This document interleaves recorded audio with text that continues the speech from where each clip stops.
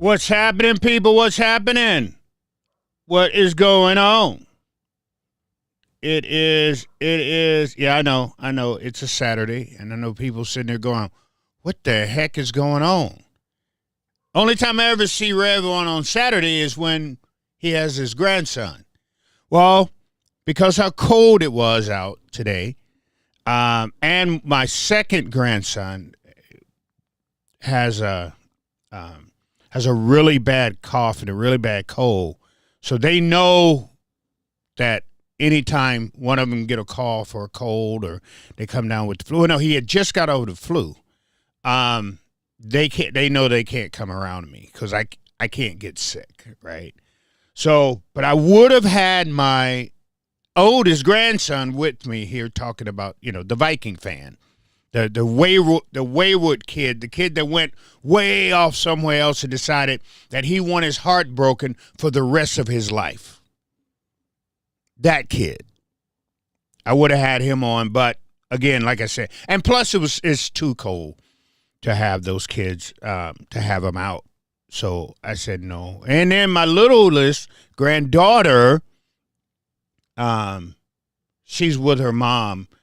She would have been with them, but she is very, very sick, and they don't know what's wrong with her right now. So that's hurting Grandpa's. That is hurting Grandpa's. That's hurting Grandpa's heart. See that little one, see her sick. But anyway, people. But I'm here. I decided that I was gonna cut because because what I said, and I called it out. I nailed it like I always do. That's why I keep telling y'all, if you follow me long enough, you would know that 99% of the time, if I tell you something, it's true. Name something. I know, I'm serious. Go back on my page somewhere. I don't care if it's years ago.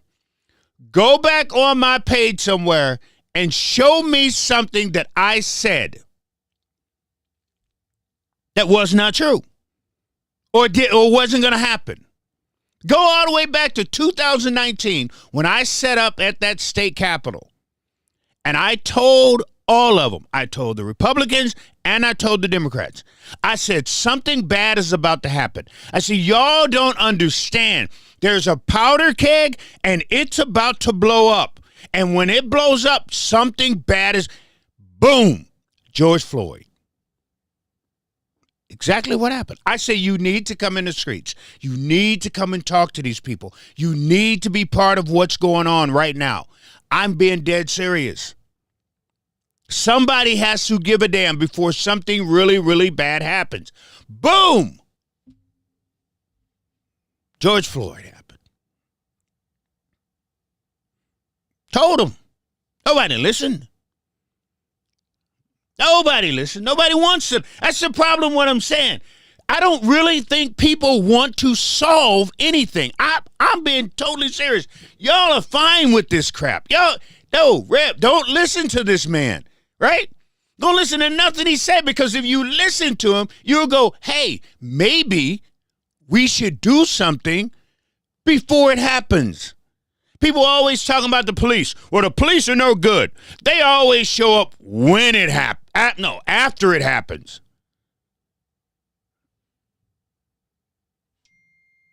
Always get there. Oh, what the wifey wants. Oh, wife keeps texting me. She's down in Shorts. Well, now she's in, and I said this today, and I said it to be funny because her brother is like a military guy like you wouldn't believe. He did like 20, he did 24 years in the Army, and then when he got out, he went back to work for them, and he's like a subcontractor and I put a picture out there. I told y'all I was going to put that picture out there of his trailer. he got one of them trailers that he can park in the woods. He can park his trailer in the woods, and you would never even know he's back there. It's pretty cool because he can drive this thing. He can pull this thing up on the beach. Some of everything. It is cool as all get up. So, but she's down there in I said, oh, you guys are down there in the Gulf of America. Oh, my God. I hear Harold in the back. Don't you ever say that. We don't say that in Texas. It's the Gulf, whatever. But I called it the Gulf of America, and he got mad. Just saying. But, yeah, she's down there hanging out, 82 degrees on the beach. She's been sending me pictures and stuff like that. And a couple people on here was like, hey, Rev, why didn't you go? I just didn't feel like lugging that dang on my kidney machine around. People don't realize how hard that is. I mean, I got a suitcase, I got a backpack, and I got that big ass kidney machine that I gotta try to lug around. And then the airlines will not treat it the way that it's a life safety device. I have a letter. I've got everything to tell the airlines that you can't just take this machine and just throw it in normal population with everybody else's luggage. You can't do that. But no, not Delta. So I wanted my wife to get out of here for a little bit, and so I sent her down there with her brother, and I was like, nah, I'm not going because I just do not want to lug that machine around. I just do not want to do it. So she's down there hanging out on the beach, watching paragliders fly around with Jesus loves you signs, doing that. And her brother's catching fish, and they cooking fish right out of this ocean and all that there type of stuff. But she's having fun. She's having a good time. And that's all I care about.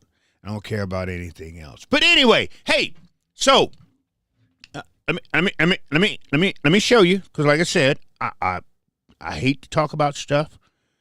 So I get a phone call. I got a couple of messages, and I'm gonna play those messages for you.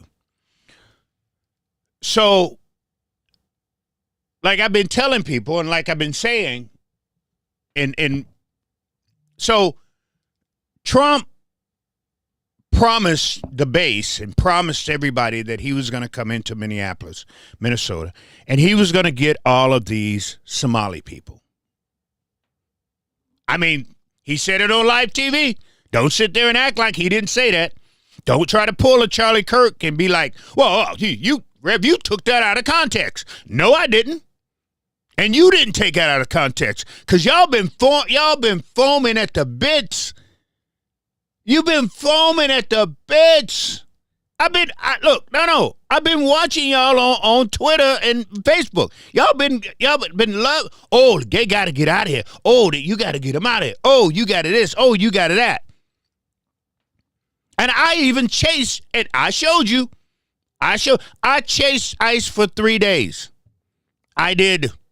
Every time I got an alert, I was on it. But this is what I knew. And the reason I chased ICE for 3 days, because when I say this, I wanted to make sure that some of you understood, because it takes a lot. It takes a lot to get Trump believers to hear the truth. It just does. Oh my God. You talk about beating your head up against a cement wall. Talk to a Trump believer. But I wanted to make sure that I had all my ducks in a row. But now that y'all are seeing it for yourselves.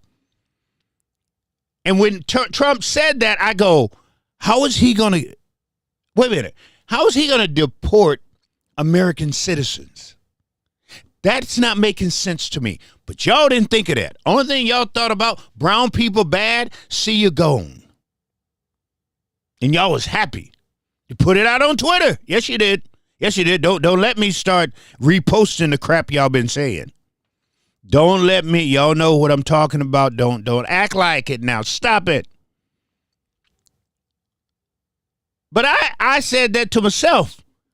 Sat there and I said, how is he going to deport American citizens? It just, that didn't make sense to me. So I said, okay. I'm going to sit back and I'm going to wait for this to go down. I'm going to sit back and I'm going to wait for this to happen.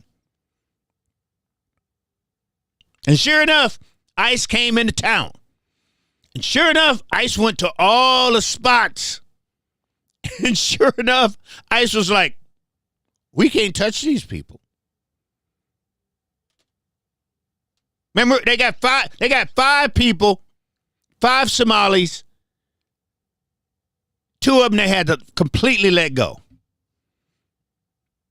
That happened right here in Minnesota. They went to the mall, the Somali mall. Couldn't touch them. They was all up in the Somalis' restaurants, having people give them their papers and all this. Couldn't touch them. Tackling them in the streets. Couldn't touch them. Tackling people who looked Somali. Couldn't touch them. I told y'all this.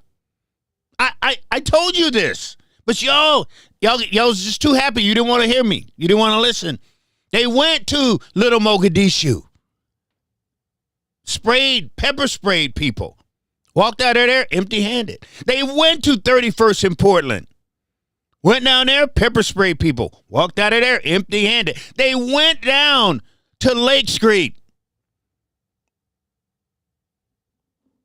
Empty-handed. They went to St. Paul. Empty. They ain't been up to St. Cloud yet. I'm sitting there going, when are you going to St. Cloud?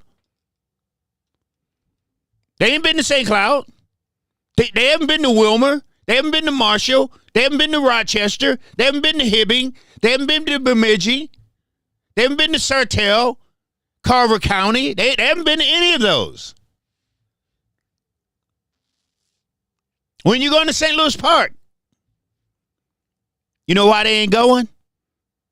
I can tell you why they not going. Because they can't get nobody. You can't deport people. You can't deport American citizens. Now, you can get mad and upset if you want and sit there and go, well, those are fake documents. Well, until they prove that they are fake documents, as you can see, they can't touch these people. So what do? What do?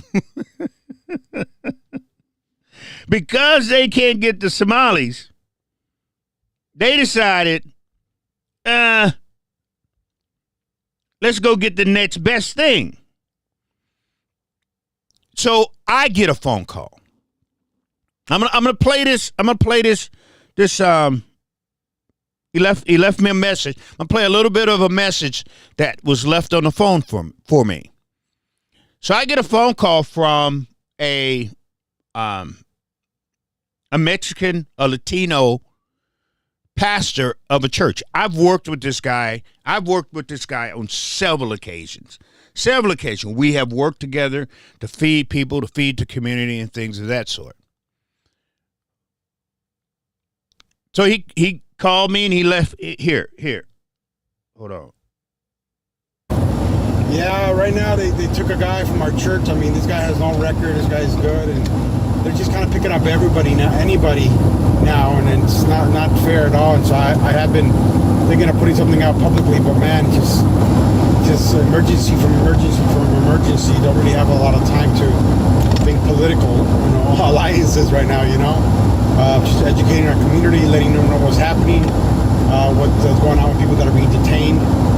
Right now, we're trying to come up with a group, a strategy of what we can do to help people. Right now, people are at home.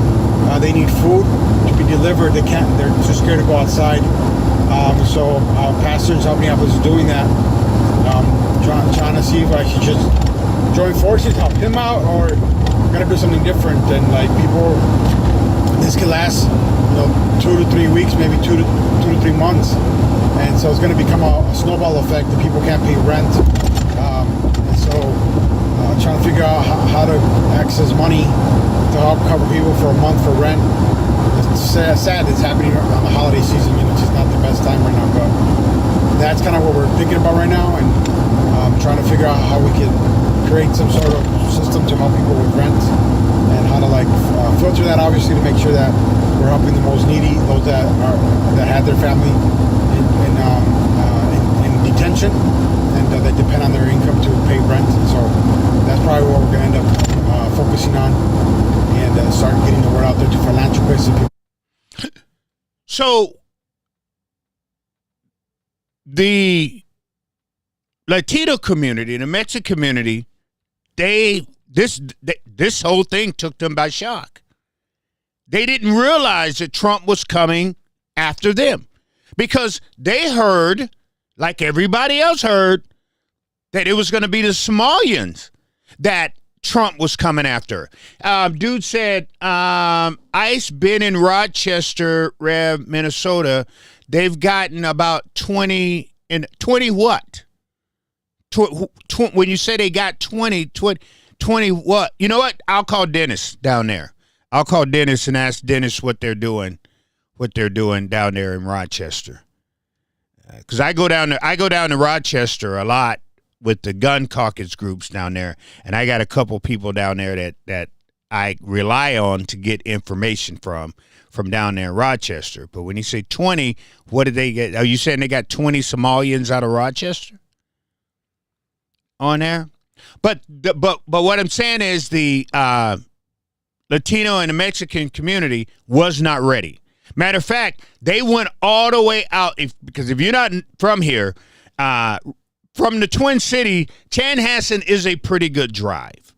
It's a pretty good drive to get all the way out to Chanhassen.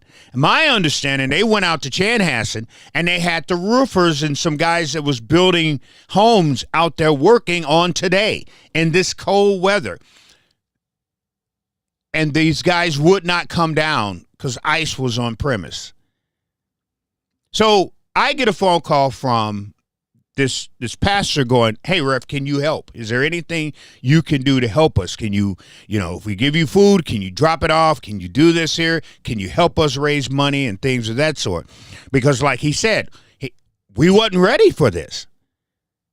He said, there was no indication that ICE was going to be going after the Latino community. And now they are afraid to even go out of the house, to the point to where, like he said, rent won't get paid. They're not leaving the house to go get food. They're not doing anything. Everybody is bunkered down in the Latino community, to the point where they're recruiting people to go to the store and buy food, buy stuff for the Latinos, and then deliver it to their homes and things, so they don't have to come out of these homes. Nobody had this on their radar. Nobody. That's why everybody thought when he was sending ICE here, he was sending ICE here for the Somali community. And because they got the hard truth that you can't. What's up, John? What's happening, kid? What's happening, dude? So because they got the hard wake up, what did he say? He said they got Dominican Republicans, Honduras, Nigerians, and Colombia. Not one Somali. That's what I'm saying, brother. Not one. Because they can't. People. That's the part that people don't understand. Oh, would you change your get up, Chaz? Oh, that's Chaz. I didn't even notice that. Because you change your get up. But that's what I'm saying. When ICE first came here, right, Chaz? I'm going, how do you kick out or arrest or get American citizens and deport them? Wasn't making sense to me. So I did what I always do. I shut up until y'all see what's happening. And now they're going after, well, down there, like Chaz said, down there in Rochester, where they got a bunch of people from Mexico, Dominican Republic, Honduras, Nigeria, Colombia. That's who they have to go after because they can't touch these people from Somalia. They can't. They can't. They can't deport these people. They are here. Matter of fact, hold on.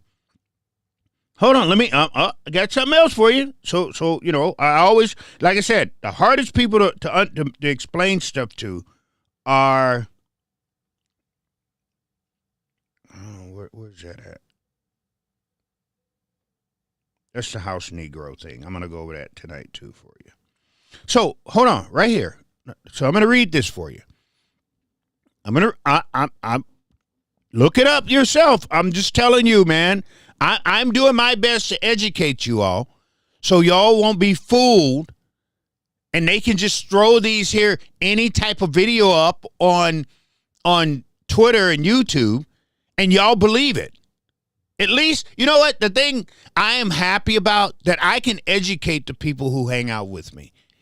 And you don't go into these situations just saying stupid crap. Because they just say stupid crap. I got black folks saying stupid crap. John, he said, we knew they were. He said, we knew they were doing that from the jump, Rev. No, John, there's a lot of people didn't know that. If you're talking about they was going to come in here and get the Mexicans instead of the Somalis, because, John, that's not what Trump said, right? I mean, be honest. I'm only talking about what Trump said. But watch. Let me show you something. Let me hold on. Let me show you. I won't look this up. Look this up yourself. It says many Somalians came to the U.S. and were granted temporary protection status, right? Started in 1991 due to the Somalian civil war and the instability that they had, allowing them to live and work here through temporary status and under their refugee status, which also brought here's the key to this whole thing. Here's the key to this whole thing, right? Watch this. It said, while temporary status provide relief from deportation, here we go.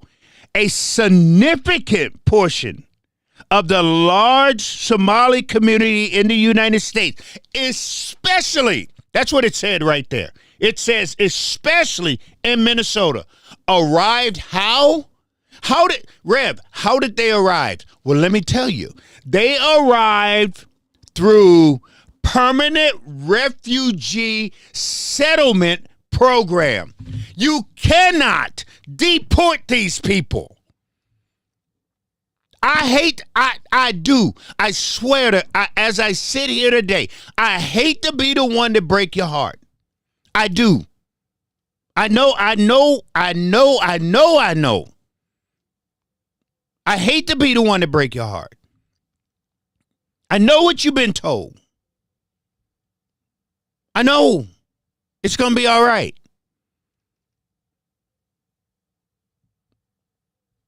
But they came here under permanent refugee settlement, meaning you cannot touch these people. We knew that.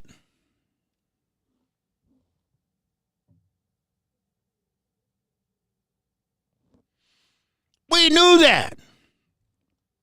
Chaz, you didn't, dude. We watched them over there on Cedar. Cause when I got here in 1990 is when they was kicking all them black people out of Cedar, Chaz. And you was here before I was, bro. When I got here in 1990, they were kicking all of those black folks. How old were you in 1990, Chaz? But when I moved here to Minnesota, my wife is from here. That's why I'm here. When I moved here in 1990, they was clearing them black folks out of there.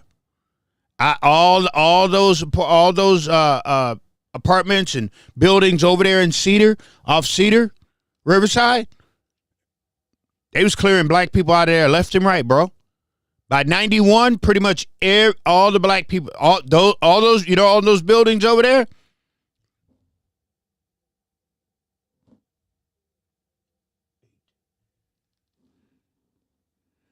All those buildings over there, by 91, empty, Chaz. 18. Oh, that's when you was out being knuckleheaded. That's why you didn't know. But all of those buildings over there, Chaz, they cleared them out. I had just joined. Matter of fact, I had just joined Pilgrim Rest, Gatlin's church, when the black church started fighting for the black people over there. When all those black churches got together, and they was trying to have a meeting with Arnie Carlson, a Republican governor, to stop that, to stop what they were doing. The black church tried to have a meeting with a Republican governor in Minnesota, Arnie Carlson. Here's another reason. You know what? I'm going to get into this tonight, but I want to throw this here nugget out early. Here's another reason why black folks will not vote for a Republican in the state of Minnesota. Because when they went to the Republicans to ask them to do something, to say something, to stop it, Arnie Carlson, a Republican governor, closed the door on the black community. When they started moving in the 91 and 90 and 91, when they started moving black folks out of Cedar Riverside to prepare to bring these Somalians in, there was a Republican governor who ran the state of Minnesota. Yes, it was. Yes, it was. That's why I tell y'all, Republicans' hands are not dirty in this whole thing at all. So if y'all think this is just Democrats and greedy white people straight out of the Catholic Church and the Lutheran Church, you're wrong, man. You're wrong. No. So when they brought these people over here, they knew they were going to make these people permanent residents, permanent American citizens who were going to be locked into Minnesota for the rest of their life. They knew this was happening. The Republican governor of this state of Minnesota knew that these people were coming here and they were never going to leave. They were never going to be able to be deported. They were never going to be asked to be shipped up out of here. He knew that. So I say it again. The Republican Party their hands are not clean in this situation. They're just as dirty, people. But see, that part y'all don't want to talk about. That part you don't want to get into. Watch this. And then after Arnie Carlson, who do we have for governor? Jesse Ventura, who calls himself an independent, and that was a lie. Jesse Ventura was more of a Republican than he was an independent. And that's when a large amount of these Somalians came into Minnesota. And Jesse Ventura said nothing. And then who do we have after that? For 2 terms back to back, Tim Pawlenty, a Republican governor. And they came in by the shiploads under a Republican governor right here to the state of Minnesota. So this is what I'm telling you. When y'all are upset, mad, pissed off, going crazy, blaming and pointing a finger at these Democrats, and that's the crazy part about this. Y'all have me defending these sorry-ass, low-down, no-good Democrats. Y'all have me defending these people because you don't want the truth. Because you don't want the truth. Because if you wanted the truth, you would tell the truth. Any Republican, any influencer I see out there today talking about this stuff have yet to mention that under 2 Republican governors right here in the state of Minnesota, they flooded the state of Minnesota with Somalis. Under 2. I call Jesse a independent / Republican. So under 2.5 Republican governors right here in the state of Minnesota, they came in by the droves. That happened. Look it up yourself. That happened right here in the state of Minnesota. True facts. Now, we can hate the Democrats because truth be told, the Democratic Party war chest, treasure chest, got so much dirty, filthy money in it. It's not even funny. We know where the Democrats get all their money from. We know that. But again, if y'all let these Republican influencers lie to you and you believe it, it's easier to believe a lie than to believe the truth. But look, everything that I'm saying to you, look it up yourself. Look it up yourself. That's why I always tell people, when people follow me, I always tell people, I'm not what you think I am. I'm not what you, if you come over here to me and thinking that I'm not gonna punch the Republicans in the face, and I'm not gonna punch the Democrats, I'm the wrong dude to be follow. I've warned y'all. I've told you. I get into fights with people on my page all the time, because that's what they looking for. They're looking for a Tim Scott.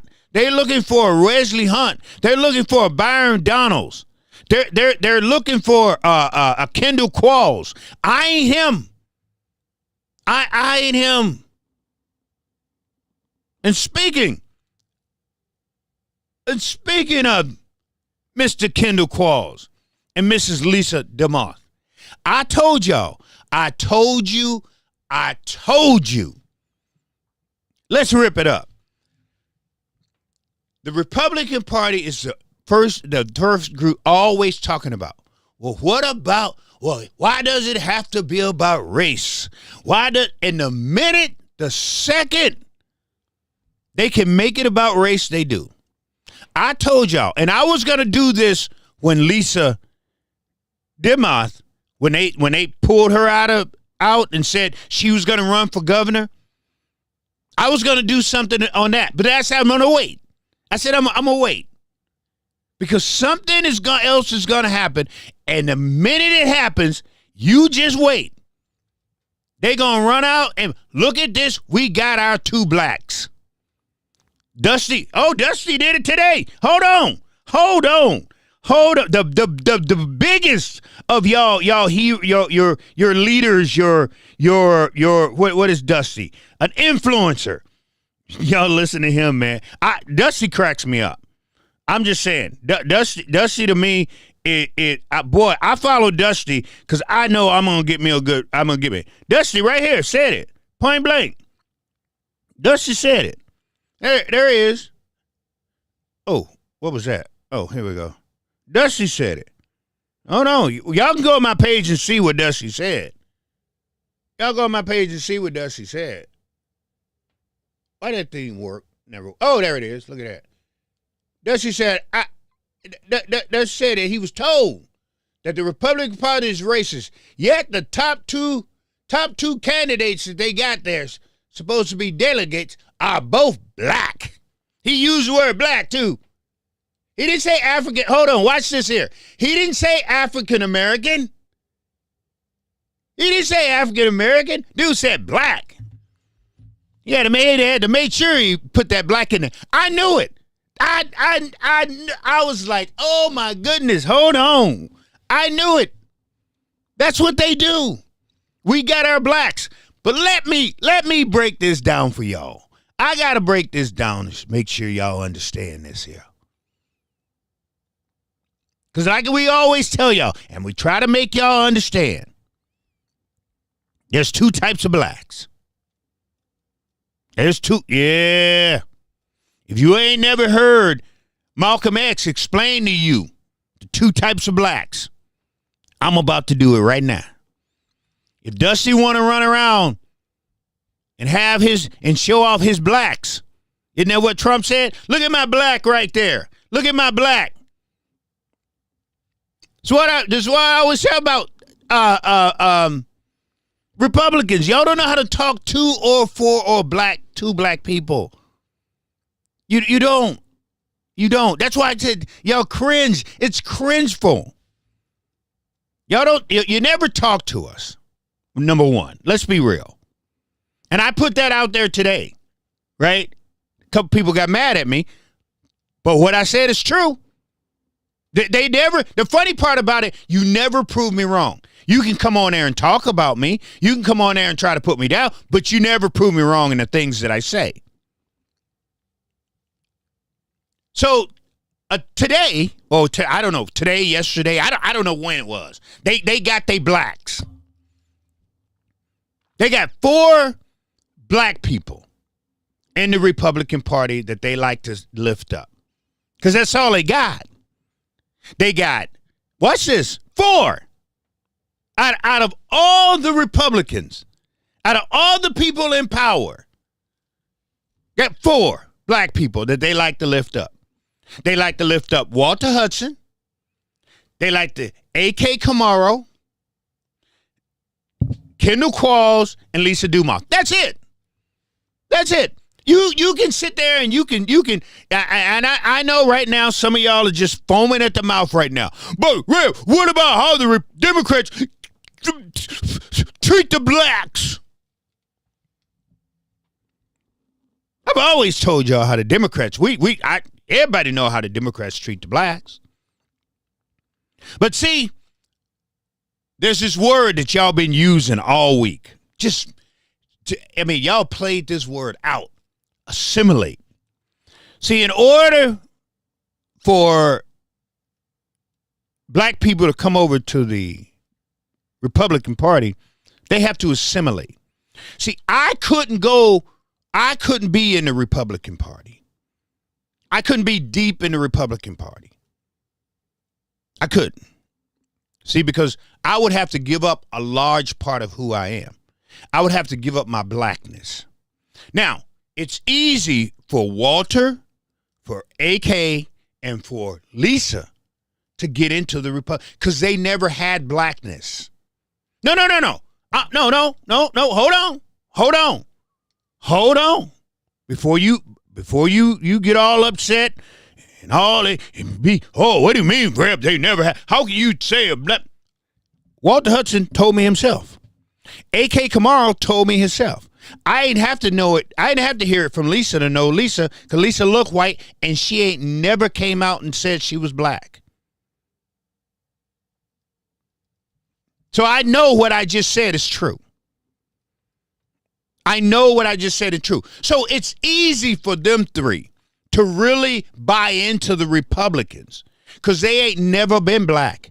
They ain't never come help black people. They don't come to the black community. They don't do nothing for the black community. So it's easy for them to talk about black people, to believe. It's just like, matter of fact, I was with David Penn and with somebody else on Robert Ryan. I had lunch with him on yesterday. And I like those guys because they have a different perspective that I listen to. I listen to anybody. You want to talk to me? I'll sit down and talk to you. Matter of fact, I went and had before that I had to sit down with this guy. His name is Bradley Johnson. Talked to him. Went all the way out to Shorewood yesterday. Meet with him, his family, and everything. And then I met with David Penn and Robert Ryan. And during that conversation, he brought up A.K. Camaro and put it in a point of like, I did not like him. No. And I had to correct him. There's nobody on earth that I don't like. So let's make sure we understand that. I'm not allowed to not like people. I'm not. I put that on myself. What I said about AK is I don't want AK, and I've told AK this also, so I ain't saying nothing. I won't say something about somebody that I won't say to their face. or I have not said to their face. What I said to AK Kamara is don't talk about the black community. You ain't got one iota of a right to say a damn thing about black community. Keep the black community out your damn mouth. That's what I said to AK Kamara. AK and I have been in the same room. We have been on the same podcast. I went on AK's show that he used to have. But the one thing I've always told AK Kamara is keep the damn black community out your damn mouth. I wasn't joking about that, because you don't do nothing for the black community. You don't come to the black community, and you ain't about the black community. So if you ain't about the black community and you ain't do nothing for the black community, shut the hell up when it comes to the black community. That's what I've said to AK Kamara. Not that I don't like him. I like AK. If I was in the room with AK, I'll shake his hand any day of the week. My problem isn't him. My problem is his mouth, what he says. If you're not going to put time into the black community, shut the hell up. That's what why do you get to say it? Because I get phone calls like that, whether it's the black community, whether it's the Mexican community. I'm always getting called from people going, help. Can you help me, Rev? Can you help us do this? Can you help us do that? That's why I can talk about it any place. Matter of fact, hold on. Like I said, y'all, hold on. Oh, I think my battery went dead. Let's plug her up. I'll get back to but I'm going to show you. Remind me to show you the email that I got from a grandmother of a white girl who is pregnant. I told y'all about her, who is pregnant. Matter of fact, I just got an email from her. I mean, not an email. I just got a text from her on yesterday. So if you're out there busting your ass and you helping people, I've got every right. I got every right to talk about homeless people. But when you're not doing nothing, you can't. Come on. And you definitely not gonna. Just like Candace Owens, I've shown y'all the pictures of me when I walked up on Candace Owens and I told her ass point blank, here is my card. The very black community that you putting down. That I watched you on that stage. When you was up on that stage, you put down the black community. That very community, here's my card. The next time you come to Minneapolis, Minnesota, I want you to call me so we can walk around the community. Because if you're going to make money off of them, you're going to at least get to know the people that you're making money off of. I ain't never heard from Candace Owens ever again. I ain't never heard her. That from that night that I stood dead in her face, and what I just told you, that's what I told Candace Owens as I handed her my card. But you can't dog the black community and get rich off of them and get paid off of them. And I'm just going to sit back and put up with you. You're not going on some racist radio show here in Minneapolis. I mean, here in St. Louis Park, iHeartRadio. You're not going on that racist radio show and talking about the black community. You're just not going to do it. You can do it, but you're going to have me up your ass. But those are the four white people, black people, African American. He says she speaks sideways. Well, she speaks sideways now, John. A lot of white people don't like her now. But when she was kicking black people in the ass, when she was stomping on black people, when she was dragging us up and down the street, y'all loved her. Y'all made the European Americans made that girl rich. Yes, y'all did. Yes, you did. Y'all made her filthy rich. Filthy. Because when she couldn't make it as a Democrat, she found her niche. If I come over here and I put down Ahmaud Arbery for getting shot by three white men, if I put him down, if I put down Trayvon Rice, little kid that got shot,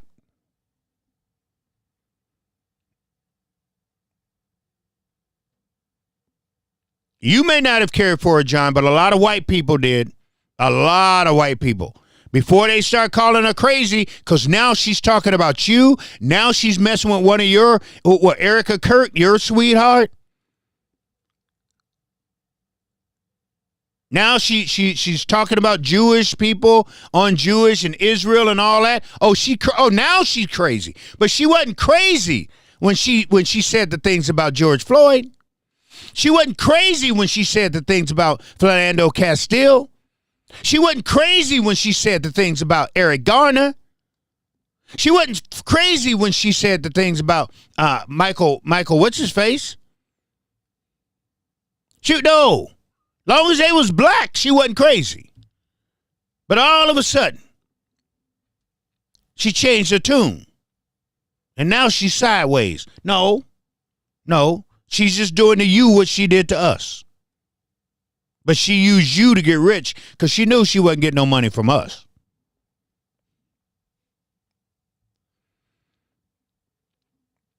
Hey, John, don't be getting me in trouble. You erase that right now. That I don't mess. Anyway, no, I'm just joking. But I knew for a fact that the minute that the Republican Party here, Dusty Grange, and all them other ones over there, I knew it the second that they could throw out they blacks. That's what they was going to do. That's what they was going to do. See, and you have to be their type of blacks, right? Like, number one, you can't do, if you're black, you can't do anything for the black community. You can't speak out for the black community or of the black community, right? That cop that killed Ricky Bell. This is how white A.K. Kamara and Walter Hudson is. Because you didn't see no other.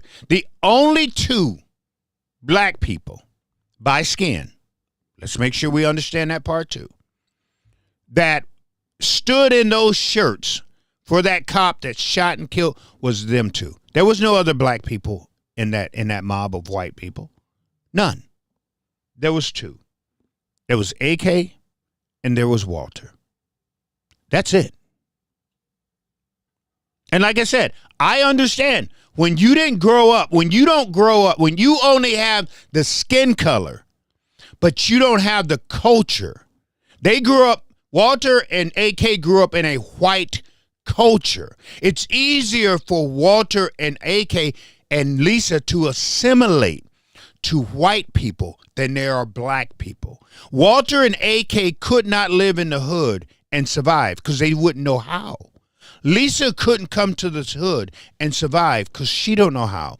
They are assimilated more to white people than there are black people. Those are just facts. Those are facts. Those are the type black people that the Republican Party likes. Republicans can't deal with me because I'm too truthful, because I'm not going to play their game. I'm not going to walk the walk that they tell me to walk, and they know I will never assimilate to who and what they are. I will keep my values as conservative. I will always believe in conservative values. Always have, always will. But I'm a black man from top to bottom. I'm a black cultured black man from top to bottom. I'm loud. I'll get country on you. And I'll fight racism. And you know what I can say? Police brutality. And I couldn't say that in the Republican Party.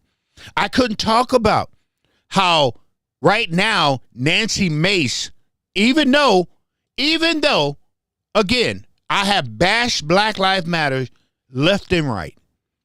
Left and right. But for her to want to remove Black Lives Matter and put Charlie Kirk in his place, I know what that means. The erasure of black America. Same thing with Donald Trump wants to do with the museum. The erasure of Donald. See, that to me is no good. That to me is wrong. Just like when he went overseas and removed a black man off of a plaque. That's racism. If you're in the Republican Party as a black person, you have never heard Walter Hudson say anything about racism. You have never heard Lisa Dimas says anything about racism. You have never heard A.K. Kamara say anything about racism.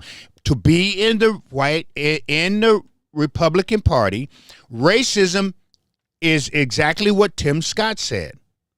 America is not racist. That's what I have to believe to be in the Republican Party. Just like Nikki Haley said, America is not racist. Knowing that racism is America is just as American as apple pie and baseball. Y'all know that as well as I do. But I have to, as a black man in the Republican Party, I have to say that's not true. Walter Hudson didn't grow up in the South. He didn't grow up around black people. So he was never taught that the code that the police, how the police came to be. He was never told about the, I'm sure, about the slave patrol. He was never told about the Ku Klux Klan. He was never taught about the bombings in Birmingham. He was never taught about the water hose that was put on kids when they marched for justice. He didn't grow up like me. I grew up where, like I told y'all, when I was born, I got Negro on my birth certificate. When I was born, my mom and dad couldn't stop at a white gas station. When they bought their burgers, they had to go around to the back of the place to get their burgers. When they went to the movies, they had to go up top. Walter Hudson and A.K. Kamara wasn't taught those things. They was taught America was about patriotism and people coming over on boats with Christopher Columbus. So they were able to look at America in a white lens. Versus the lens that I saw, the police beating on people. The lens that I saw and heard about, that my people couldn't drink out of the same water fountain.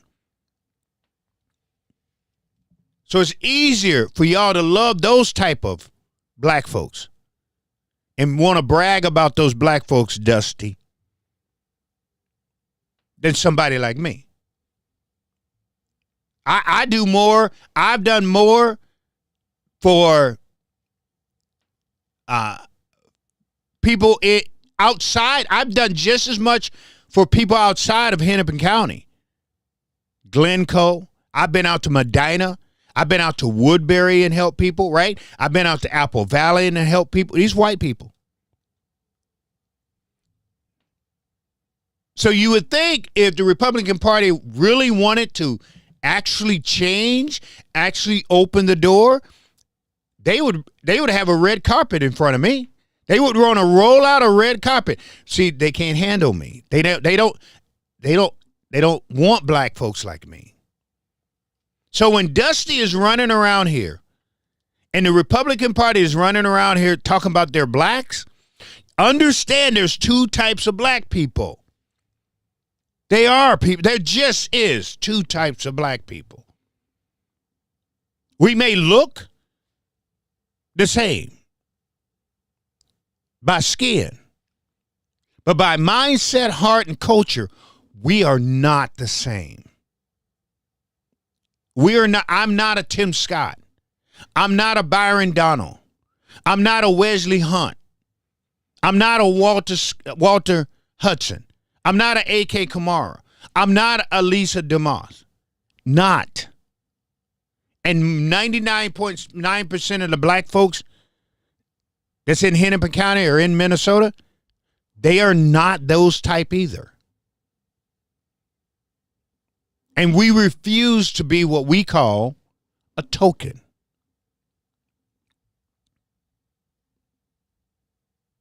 Now we can get on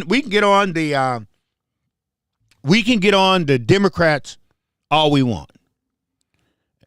The difference between the Democrats and the Republicans is this. The Republicans want us to change, if the Republicans open the door and let me in, I have to assimilate to who they want me to be. I have to have a mindset, again, that police brutality isn't real, that every black man deserved to be in prison and locked up forever. Every black mother is on welfare. The government gives us stuff. That's why we stay poor. That's what you hear from other black people. And if you want me to, I will post every single black person out there right now that has given y'all those talking points. And y'all know exactly what I'm talking about. I'm going to say it again. If you come and hang out with me, and if you can't be real, I'm the wrong person to do this with. And I tell people, you don't have to announce when you block me or you walk away. Just go. Because I didn't invite you in. I didn't ask you to come over here and hang out. I'm just giving you the truth. What I'm telling you is the truth. So now the Republicans got, like Dusty said, well, we're not racist because, look, the people who are heading our get up is just same thing with Kendall Qualls. Last year, Kendall Qualls ran around this state swearing up and down with CRT, and y'all loved him for it. Y'all gave Kendall a lot of money. Kendall Qualls don't do a damn thing for the black community. Kendall ain't out there boots on the ground for the black community. Kendall, unlike Walter and them, Kendall do have a little bit of black culture in him. But Kendall has realized that it's easier for me to come on this side and be a Candace Owens, be a Brandon Tatum, be a CJ Pearson. I get a lot of money on this side. That little kid, CJ Pearson, started off when this kid was 15 years old, hating black people. Y'all know who I'm talking about. Look at him, CJ Pearson. Y'all know who I'm talking about. Don't act like you don't know. Look him up. That kid's claim to fame is him giving you, there's no black fathers in the home. That was his big thing. Y'all loved, that's one of the things y'all love to hear. When black folks say, there's no black fathers in the home. All mothers got 5 or 6, 7 different kids from different daddies, and they are all on welfare. That's how he got started. You know that little white girl that's running around the internet now, who's getting rich because she said nigga? That's all she did. That's all she do is get on here, talk to y'all like this and say nigga. And this girl has raised almost $500,000-$600,000. That is pathetic. Oh, wait a second. Newsflash. The chick, the Cinnabon chick. This one. Oh my goodness. So the Cinnabon chick was at work. I don't know what happened, right? They could have been pissing her off. They could have got her so pissed that she got the black fatigue. And she just said, I'm tired. I'm not going to put up with it. What do you say? Rev sending something that was. You're sending me something? Well, if you send something, I hope it's good. I hope it's some of that old-fashioned candy. I found a site that has that old-fashioned candy. That, you know, with the ribbon, all that stuff. I can only have 2 pieces a day. That's the only bad part about having kidney failure. I can only do like I can have a half literally. I can have a hold on. So I can take a Kit Kat with 4 of them. I can take one off, and then I got to break that in half. That's it. Because I love Kit Kats. Boy, do I love a Kit Kat. Woo, boy, I love Kit Kats. But I could only have that much. So, Cinnabon, which is another one of my all-time favorite, I used to love, boy, we used to go out to Albertsville Mall, and they have the Cinnabon, because I didn't want to go to the Mall of America. Y'all know why. But I didn't want to go all the way out to the Mall of America.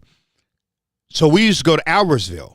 And, the Cinnabon place in Albertsville, if you ever been down there. So this Cinnabon lady decided that she's going to call this lady a nigger. And I keep trying to make y'all understand that not all black folks are niggers. Not all dark-skinned people, they were Somalians. But she called them, she did like the other girl in Rochester. Rochester, that lady in Rochester that y'all made a millionaire? Yeah, you did. Stop it. Y'all made her a millionaire because she called that little Somalian boy a nigger. If she would have just called him Somalian, you get out of here, then nothing would have happened. But she said nigger, and y'all made her a millionaire. So the Cinnabon lady was almost on her way to being a millionaire. And then she got up to 100,000. And she was on her way to 200,000. And somebody found a picture. She got Negro babies. No,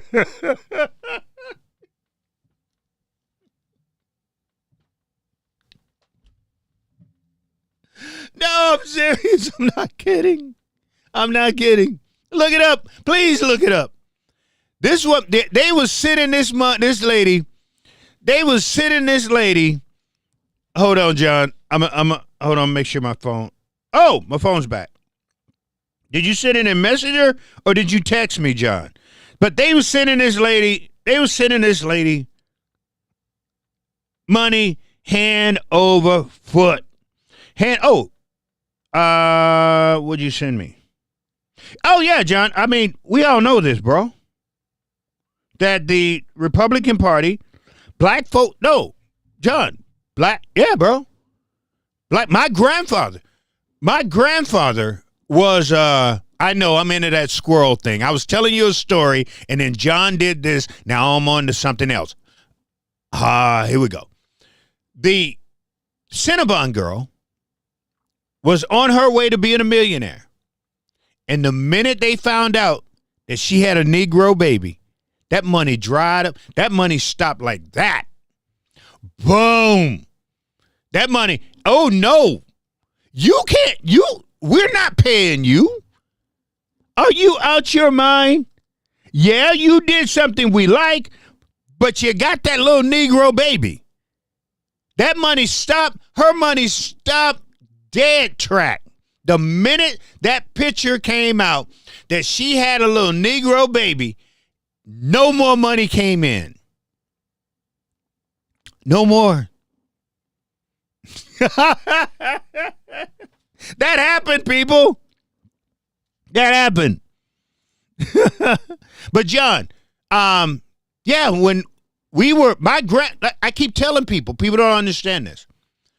My grandfather, because of the values of the Republican Party in Memphis, Tennessee, died a Republican, brother.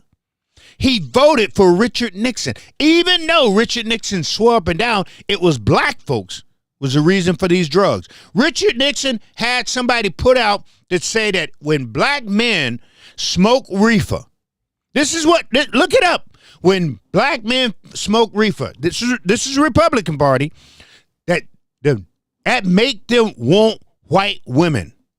We don't need reefer to want white women. We want white women anyway. I'm just saying.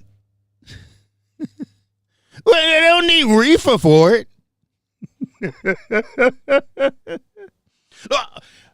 Look at the Michigan coach.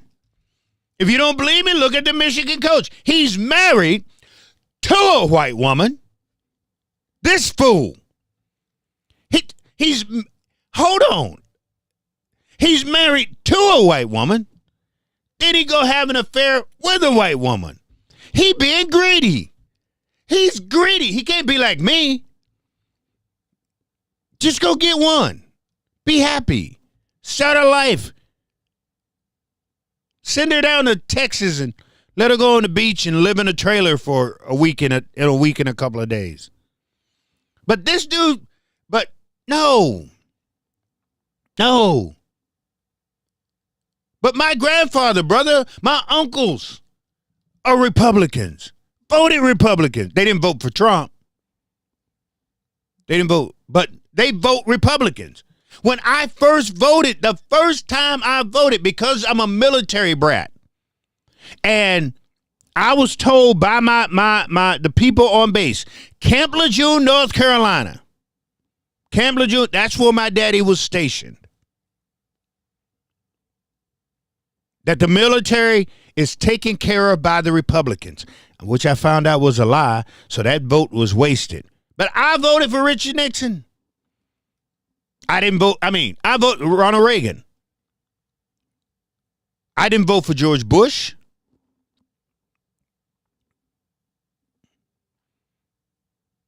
I voted for Clinton. Then I voted for Junior Bush. I would have voted for McCain until he decided to pull the crazy hat out on us. And I voted for Mitt Romney.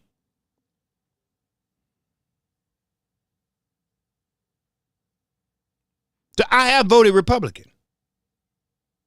And I voted Democrat. But John, if the Republican Party was to say to themselves, and this is what, hold on. So this is what I was told right here in the state of Minnesota. Because if you've been following me enough, and half of y'all probably came aboard when I was helping Scott Jensen, who is a Republican, correct? When I got behind Scott Jensen and I was helping Scott Jensen, I think some of you jumped aboard during that time. I was helping a Republican because I wanted Scott Jensen to win. And then I also voted down ballot. I voted for some Democrats because there was some things Democrats was doing right here in Minnesota that I believed and we really needed to have happen that I know Republicans just will not do. So again, there's two types of blacks. And I put this out there today, and this one girl got mad. What's her name?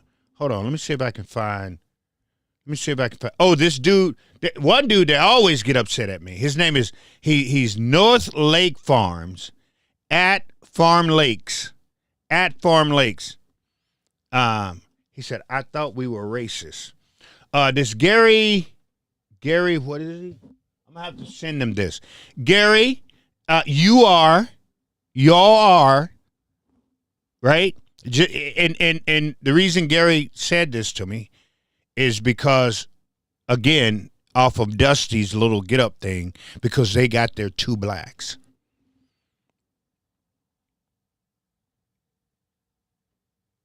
The master of the house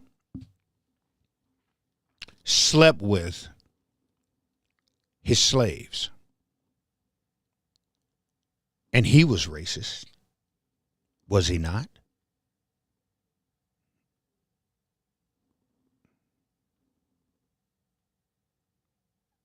You know who one of the biggest, when they had the black women in those brothels, you know who the top customer was? Go ahead. Go ahead, take a guess. No. I want you to guess on this one. I'm not going to tell you. You know who the top customer was? Those men were racist, but they still had this appetite. So what I'm saying to you is this here. Just because you let a few darky skinneds in, that don't mean you like us all, because you don't. It's just like Malcolm X said. You got two types of Negroes. You got your house Negro and you have your field Negro. Now, your house Negro loved the master to death. If the house caught on fire, that house Negro would do everything he possibly can to put that fire out. When the master gets sick, the house Negro would sit there and say, "Oh, are we sick, boss?" If the boss needs a chair to sit on and there's no chair, he'll get down on the ground and let him sit on his back. The field Negro, if the house caught on fire, the field Negro will pray for a wind. If the master got sick, he'll pray that the man with that staff showed up as soon as possible. If he needed some place to sit, the field Negro will stand there and look him in the face and tell him to sit on the ground. There's two type Negroes, people. It's according on which one you get. And 99.9% of the time, 99.9% of the time, y'all get that house Negro, and then you run around going, "Look, here's our black." Exactly what Dusty Graves just did. That's what he just did. And he used that word, black. He didn't say African American. At least, watch this, at least the Democrats, even though they almost just as hateful, they do show us a little courtesy sometimes. They call us African American. But the Republicans hadn't learned that yet. That's why Dusty used the word black. Black got that connotation to it to where you're down and you're no good. Right? You ever see that little experiment they do and they show you a white doll and a black doll? And all the kids point and say the white doll is good, but they say, "What doll is this?" Even though it's a brown doll, they say black. See, Republicans always like to remind us that we're that doll. That's why Dusty Graves used the word black. Are y'all understanding what I'm saying here? So when you sit there and you say, "Oh, well, I thought, we're not racist." No. Underneath, you are very racist. Because Dusty could have said African American. He could have easily said that. But that's not in Dusty's DNA. What's in Dusty's DNA is that word black, that ugly word, that dirty word. So they always have to remind us. Always. Always. So you may have your black, Dusty Grange. You may have your black.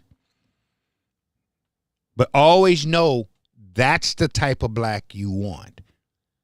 You don't want this black right here. So you need the blacks that you can handle. That you can put your hand up their butt and you can make them say whatever you want. So you can't make me say whatever. I told y'all a long time ago. People ask, "Hey, Rev, why ain't you on these shows? Why ain't you on these shows anymore? Why ain't people listening to you?" Because I told y'all, I'm not their type of black. I know I talk about John Justice, right? I was on John Justice. Been on when John Justice, his sidekick, was alive. That's the reason I was on there, because of his sidekick. But you will never see me on John ever with John by himself. Never see me on there, because see, AK tomorrow, John can take his hand and stick it up AK's ass, and AK will say whatever John wants him to say. That's the type of black y'all want. I couldn't go on John Justice show because I would tell John Justice that he can kiss my ass on a couple of things. We would have a conversation, but John, no. John Justice, no. He's the one that called me irrelevant. He called me irrelevant. So Walter can go on his show because he knows Walter is his type of black. You ever notice that? You ever notice the two blacks that go on that show? That never occurred to y'all, have it? That's never occurred to y'all that there's only two black people that ever pretty much go on his show. Hello? Because those are the type blacks they want. I can make Walter Hudson say and do whatever I want. I can make A.K. Kamara say and do whatever I want. Those are the blacks I want. There was a show I used to be on until I start disagreeing with some of the things that they say. And you ain't heard me on that, have you? Think about it. Think about it. As long as I agree with their opinion, as long as I say what they want, they'll promote me. I told y'all, I was offered money. Oh my God, I wish I can play this, because I got a feeling if I played the voicemail, they would sue me. I guarantee you this station would sue me. When I first start coming up, I was making a deal with a station to be on the air. See, when I first started coming up, they didn't know me well yet because I was still talking about certain things. I wasn't as real as I am right now. They didn't know me well enough yet. I've been offered money to come on a show and be the opt. It's what they called it. That means I would be the one that's saying that there is no black homes. I would be the one who's saying, all these black kids in the streets and their parents can't put up with them. They can't the parents do this here. All the kids that, I deal with down at the juvenile center. That's what they wanted me to do. They were going to pay me for that. No joke, people. I have no reason to sit here and lie to you. I haven't lied to you. I will never lie to you. But I could have gotten paid for doing that. I didn't do it. And because I didn't do it, you don't see me on any. I was on Alpha News. I had been interviewed by Alpha News, right? Some of you know that. You know the chances of me being on Alpha News now? 0. On Alpha News. 0. Because Liz Collins don't like me. Liz Collins blocked me. And watch this here. I did it when the black community was calling Liz Collins' husband a Klan member. This is when I got in trouble with the black community. So people always ask me, well, did you have a fallout? You had a fallout with the black community, Rev? Yes, I did. I had a big fallout with the black community. For those who don't know, who's probably just on board and don't realize exactly who I am. But I had a big fallout with the black community a while back. And if you want me to, I got the pictures to show you of when I did an interview with all right, John, appreciate you, man. You have a good one. We'll talk to you soon. But I had done a podcast interview with Liz Collins' husband. I did. And this is right at the time when the black community was calling Bob Kroll a racist. They said he was part of the Klan. They said he had a Klan jacket and everything. This is at the height of the police chief's popularity. He went on to when Trump came here. He was on stage with Trump. They went to his home and they picketed in front of his home. They had dolls of him and his wife. And the next thing you know, the black community came at me like you would not believe. All because I set out to prove that Liz Collins' husband was not a Klan member. Hold on, I'm not done. When Black Lives Matter marched on their home in Hugo and they beat up a doll that looked like him and looked like her, I got a call from the community in Hugo. I got the video. You can go online. You can find a video of me in the back of a truck in Hugo, Minnesota, praying over the community. I was asked to come up to Hugo, Minnesota and pray over their community because of the black people who came into their community and did what they did. That is a true story. And I went to Hugo, Minnesota, and I prayed over the community. And the black people got that video of me with all them white people in the back of that truck praying over that community, and they lit me up. And then this woman, because I questioned Liz Collins and Alpha News, because after I did all of that, because I questioned that little Fall of Minneapolis video she put out. I had questions on it because I was right there when it was going on. And when you tell me something that I see with my eyes, but then you put on video that did not happen, I've got every right to question you on it. And because I questioned her on there, she decided to block me on all her social media. Liz Collins did that. That's a fact. So that's why I tell y'all, I'm not that. I see things from both sides of the river. I see things that flows a black river, and I see things that flows a white river. I'm going to help white people just like I help black people.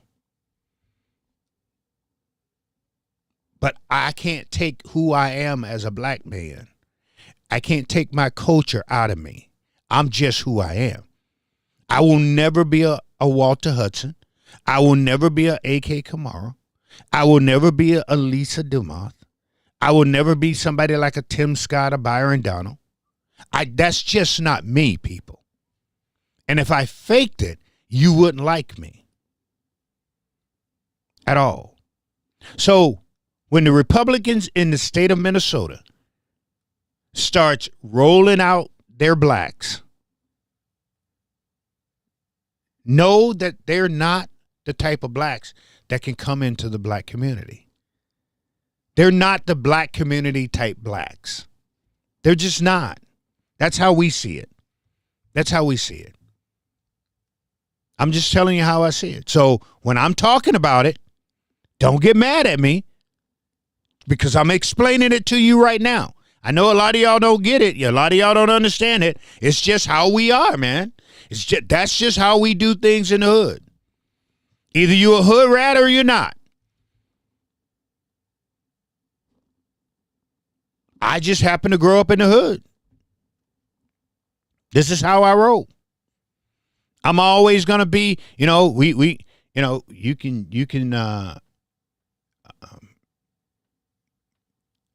can say what you want. But at the end of the day, call me a conservative African American. That's what I am. I've always been that way. I've always been that way. But I'm not gonna throw who I am. I'm proud of me. And Irma Jean is proud of me too. That's my mom. So I'm not going to change. Just like AK and Walter. I don't expect AK and Walter to ever change. It's who they are. That's their DNA, who they grew up, who they are. I understand. But know that there's two types of blacks. They are. So yes, Dusty Grange, Republican Party of Minnesota, you got your blacks. Be proud of yourself. The problem is, will my type of blacks vote for your type of blacks?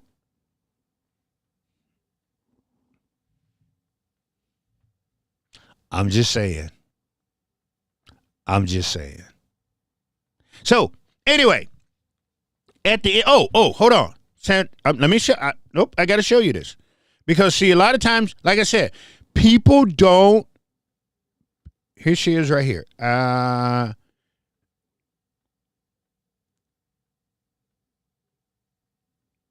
No, you can't see. I wish I could I don't know how to do that. That's why I said, Chaz, he got to get his butt over here. Chaz got to get his butt over here, so I can know how to put this stuff on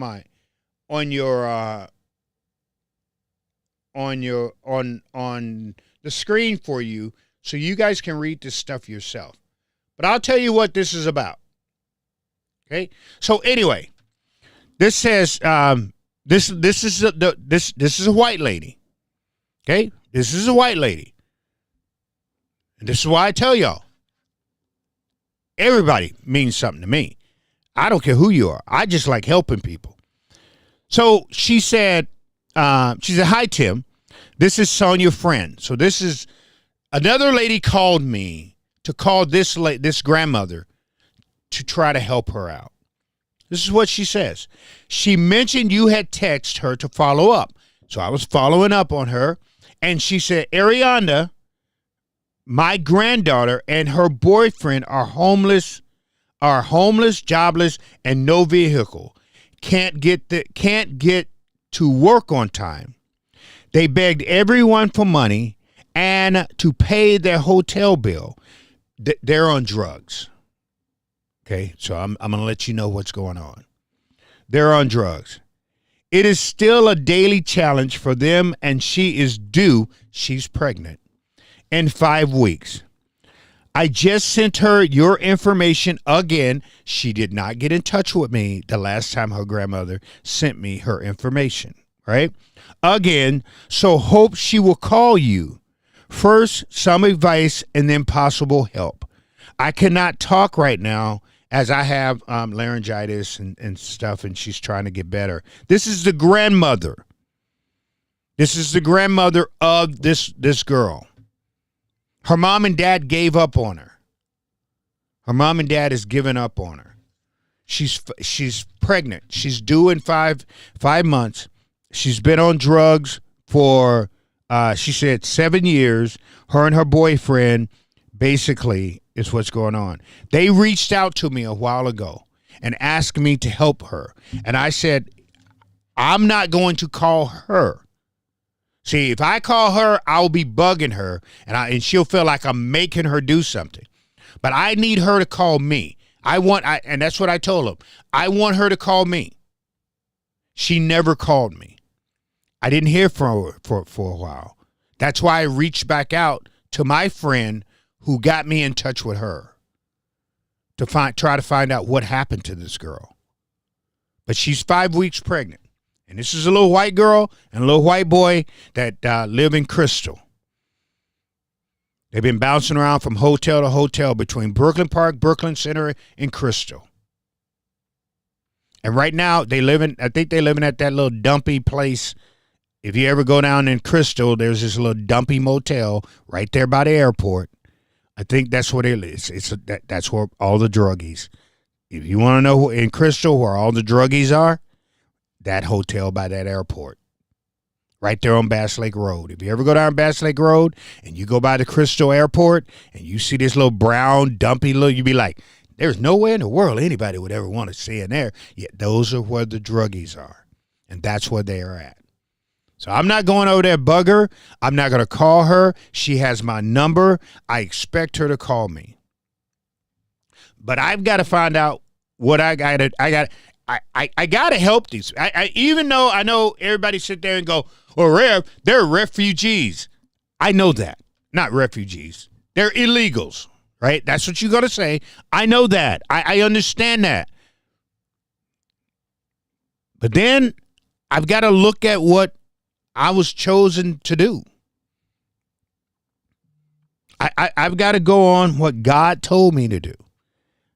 The oppressed, the hungry, and the poor. That's what I know. He didn't say nothing about somebody being legal or illegal. I don't see that. There was nowhere in the Bible. Show me in the Bible where that's somewhere. Show me.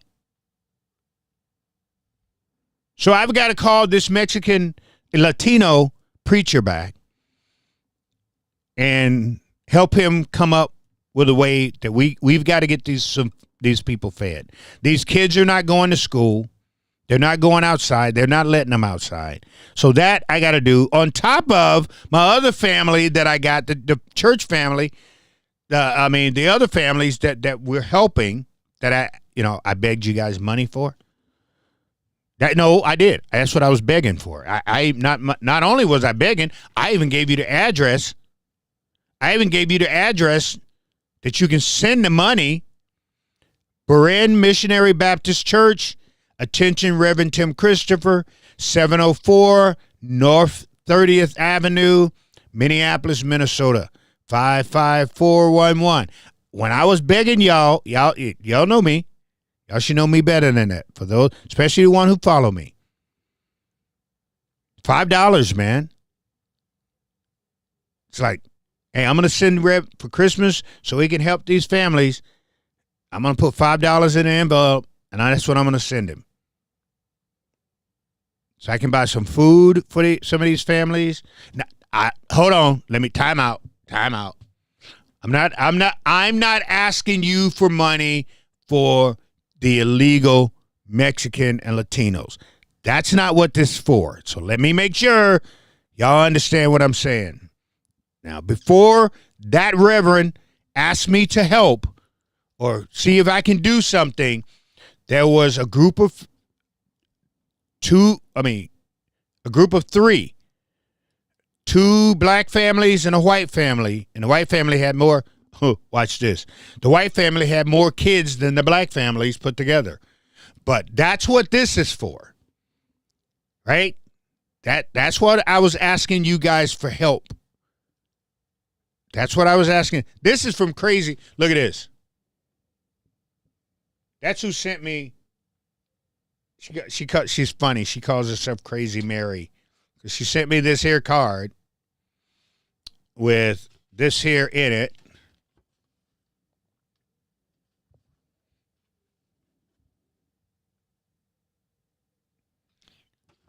There was something in it. I'm not going to tell you what was in it, but there was something in it. So I'm just asking you guys for help with those with that group of families. If y'all can help me with that group of families, I'll be fine. I'll figure it out when it comes to the Mexicans and the Latinos that are here that are hiding in their house. I just have to figure that out by myself. I don't know what I'm going to do. I don't know what to do with this guy. With all these families, I'll figure that out by myself. But this other family, I need help. $5, man. Just take $5, put it in an envelope, right? Say, Rev, this is for the family. And send it there. So, therefore, I can get some presents and food, Christmas food for a family. And I'll appreciate it, man. I'll thank you much. $5. That's all I'm asking. Everybody is on the sound of my voice right now. I'm asking you for $5. $5, man. It's funny. So I was with, like I said, I went and had lunch with some people. And here's the funny part about this whole thing.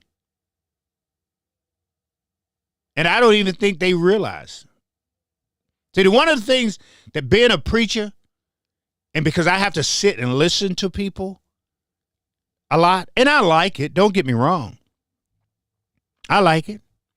And anytime a couple ask me, because I got to marry, I'm doing a marriage counsel right now because I got to marry a couple in February.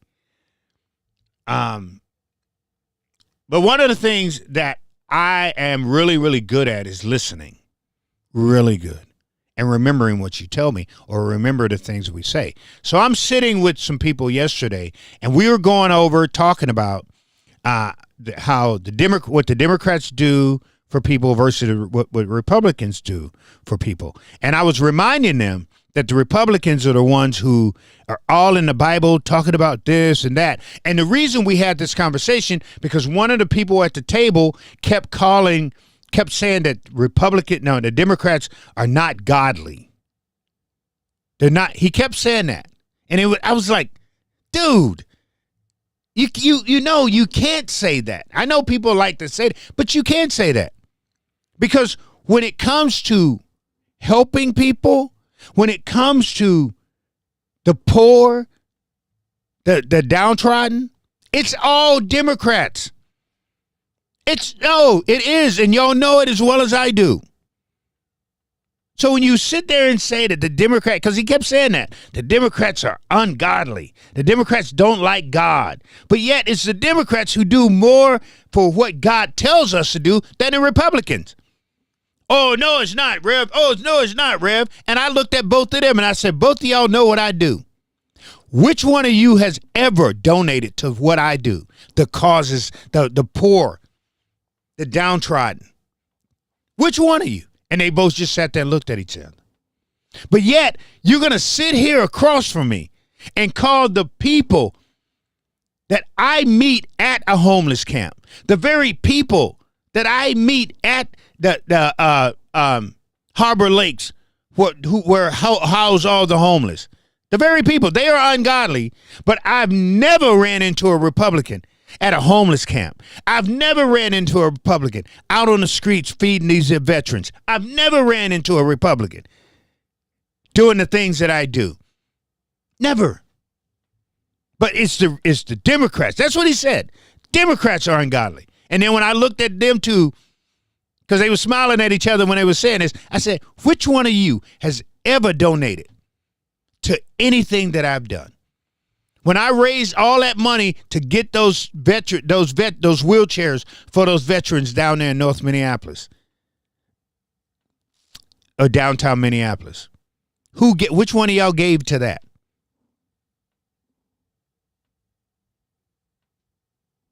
That's what I thought. That's what I thought. So the very people who love to put Christian in their little profile are the very people ain't never did a Christian nothing. That part of the Bible, they skip. And then they got mad at me. Hold on. Then you get mad at me. And then he said, because I told him that there were two lawmakers that asked me not to say anything. I wish I could tell you who they were. Two lawmakers, Republicans, that gave me gift cards and presents for a couple of families that we're helping and a couple of kids. They are, but I know them. I know those are church-going women, and those church-going women have been to my church. And when I fed North Minneapolis, those church-going women, Republicans, helped me feed the whole community. Those are facts.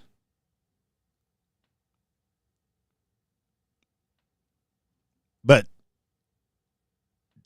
they said that the Republicans were, and these two men that I was talking to are Republican, but they said those Republicans were using me.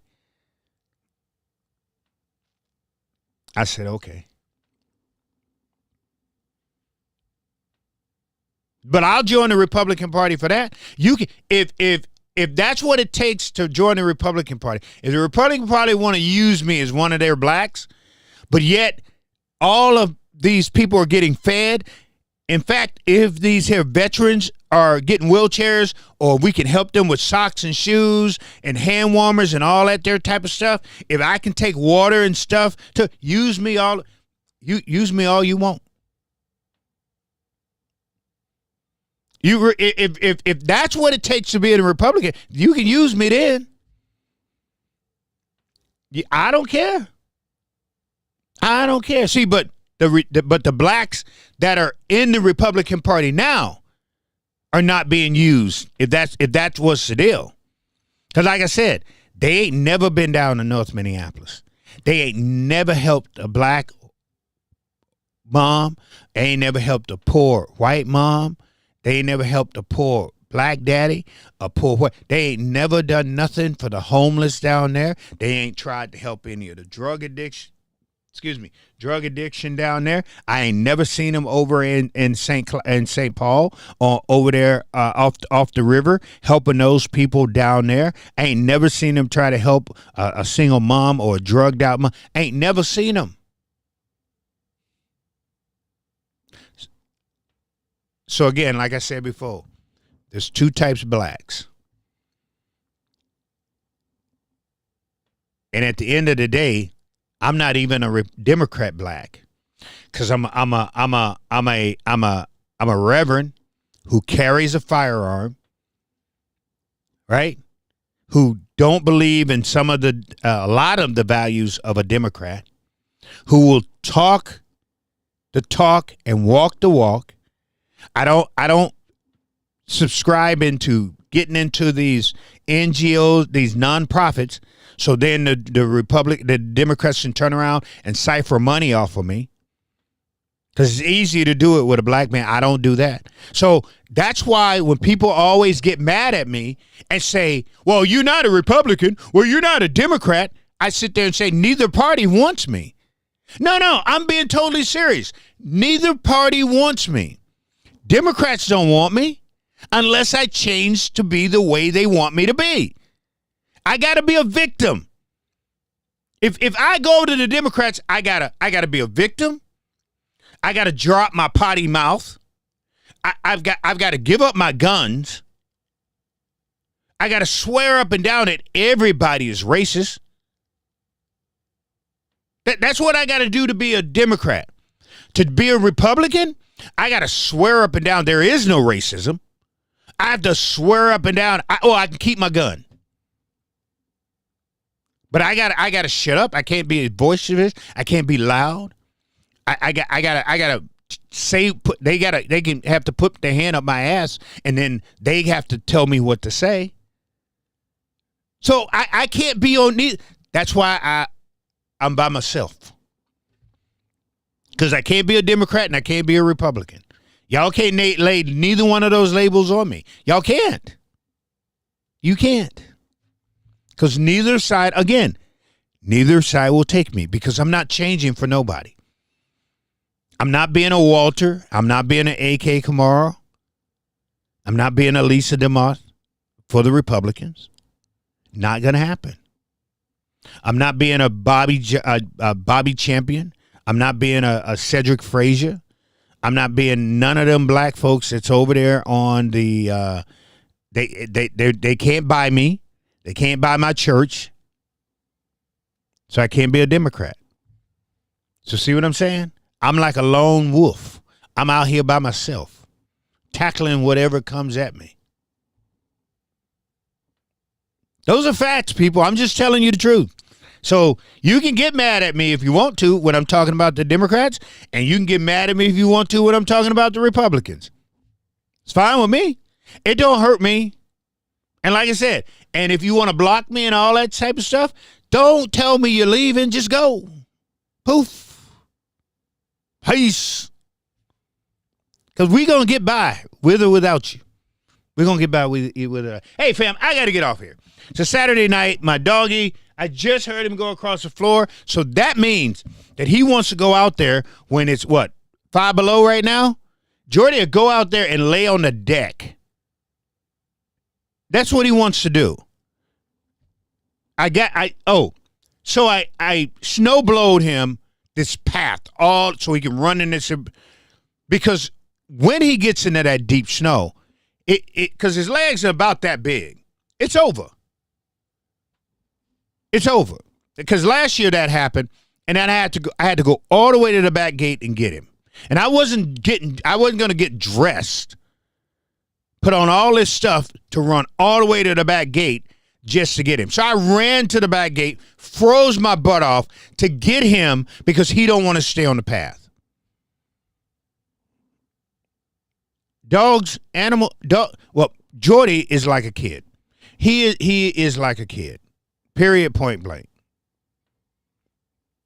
I wish I had one of them chairs so when he does things, when he jumped up on that thing the other night, and my wife left. She left. What